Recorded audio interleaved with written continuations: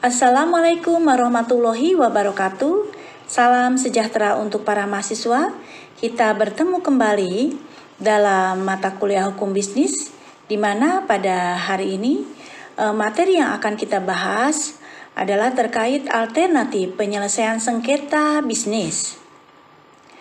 Diharapkan pada mahasiswa dalam mempelajari materi alternatif penyelesaian sengketa bisnis ini, mahasiswa mampu mengetahui sengketa dan penyelesaian sengketa, mampu mengetahui bentuk alternatif penyelesaian sengketa, dan mengetahui tujuan pelaksanaan alternatif penyelesaian sengketa. Sengketa dan penyelesaian sengketa. Munculnya sengketa jika salah satu pihak menghendaki pihak yang lain untuk berbuat atau tidak berbuat sesuatu, tetapi pihak lainnya menolak. Berlaku demikian. Pencarian berbagai jenis proses dan metode untuk menyelesaikan sengketa yang muncul adalah sesuatu yang urgen dalam masyarakat. Para ahli non-hukum banyak mengeluarkan energi dan inovasi untuk mengekspresikan berbagai model penyelesaian sengketa. Dan berbagai model penyelesaian sengketa, baik formal maupun informal, dapat dijadikan acuan untuk menjawab sengketa yang mungkin timbul, asalkan hal itu membawa keadilan dan kemaslahatan. Sengketa dan penyelesaian sengketa. Ada bermacam-macam penyelesaian sengketa di Indonesia. Di lembaga peradilan adalah dalam penyelenggaraan kekuasaan kehakiman, yaitu kekuasaan negara yang merdeka untuk menyelenggarakan peradilan guna menegakkan hukum dan keadilan berdasarkan Pancasila demi terselenggaranya negara hukum Republik Indonesia. Nah, sejalan dengan ketentuan tersebut, maka salah satu prinsip penting negara hukum adalah adanya jaminan penyelenggaraan kekuasaan kehakiman yang merdeka, bebas dari pengaruh kekuasaan lainnya untuk menyelenggarakan peradilan guna menegakkan hukum dan keadilan. Proses penyelesaian sengketa, di sini ada proses adjudikasi semu, merupakan proses penyelesaian sengketa yang biasanya adalah penggabungan antara dua proses penyelesaian sengketa, sehingga sifat dan hasil putusan tergantung dari pola proses yang dikolaborasikan. Adapun proses penyelesaian sengketa yang masuk dalam kategori ini adalah mediasi arbitrase, lalu persidangan mini atau mini trial, lalu pemeriksaan juri secara sumir summary jury trial, dan evaluasi netral secara dini. Beberapa tahun berikutnya, alternatif penyelesaian sengketa ini mulai diterapkan secara sistematis.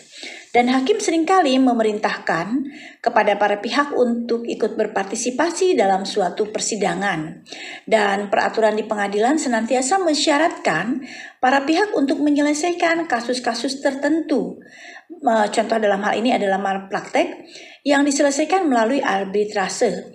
Bahkan di beberapa pengadilan, pihak-pihak disyaratkan untuk mencoba terlebih dahulu menyelesaikan sengketa yang timbul di antara mereka melalui cara mediasi sebelum menempuh jalur pengadilan.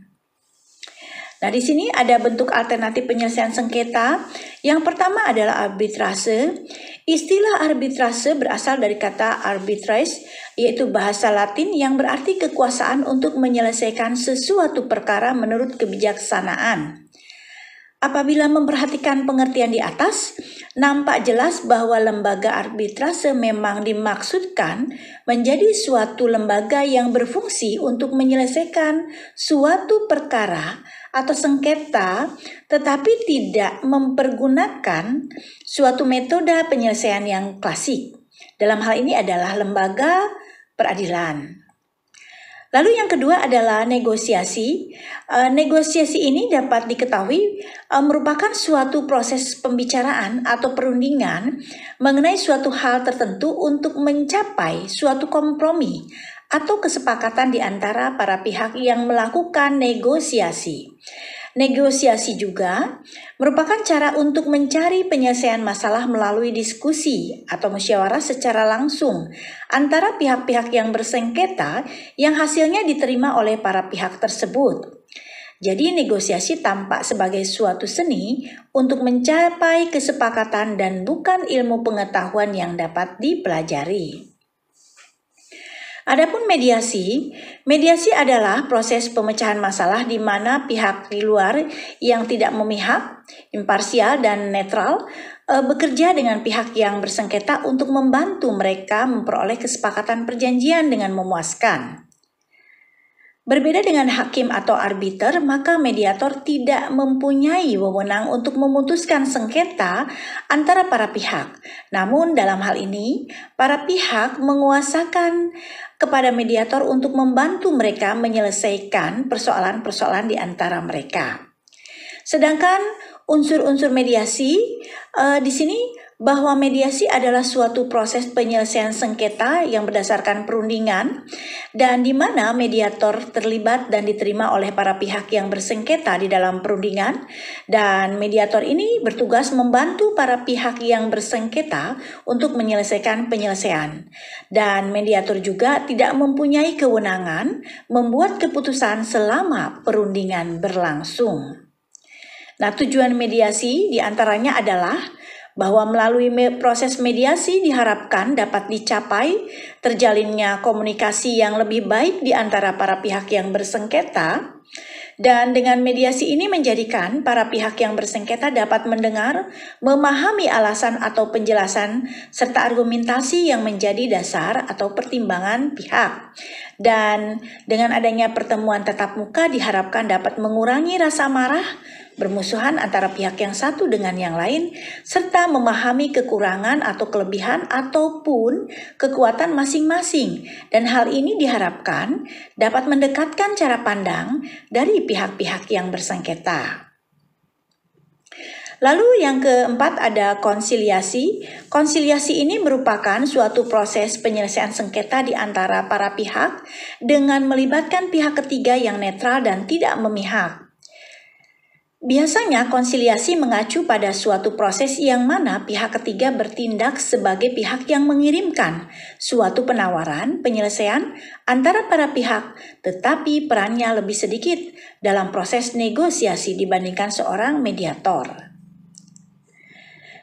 Sedangkan tujuan pelaksanaan daripada alternatif penyelesaian sengketa ini, kita ketahui bahwa konflik, sengketa, pelanggaran, atau pertikaian antara atau terkait dua individu atau lebih dewasa telah dan akan terus menjadi fenomena biasa di dalam kehidupan bermasyarakat. Nah, situasi itu akan semakin merepotkan dunia hukum dan peradilan apabila semua konflik, sengketa, atau pertikaian itu diproses secara hukum oleh peradilan.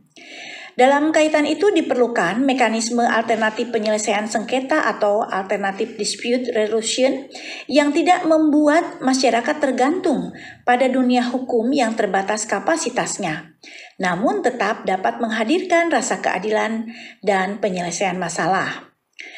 Ada 5 faktor utama dalam penyelesaian sengketa alternatif.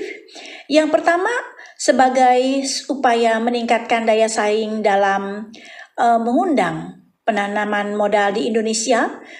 Di sini ada kepastian hukum yang termasuk ketersediaan sistem penyelesaian sengketa yang efisien dan reliable yang merupakan faktor penting bagi pelaku ekonomi maupun dalam penanaman modalnya di Indonesia. Yang kedua, penyelesaian sengketa ini merupakan upaya untuk mengimbangi meningkatnya daya kritis masyarakat yang dibarengi dengan tuntutan berperan serta aktif dalam proses pembangunan, termasuk pengambilan keputusan terhadap urusan-urusan publik. Dan yang ketiga, dengan penyelesaian sengketa ini, bahwa tuntutan masyarakat terhadap mekanisme penyelesaian sengketa yang efisien dan mampu memenuhi rasa keadilan. Serta yang keempat, dengan penyelesaian sengketa ini, alternatif ini dapat menumbuhkan iklim persaingan sehat bagi lembaga peradilan.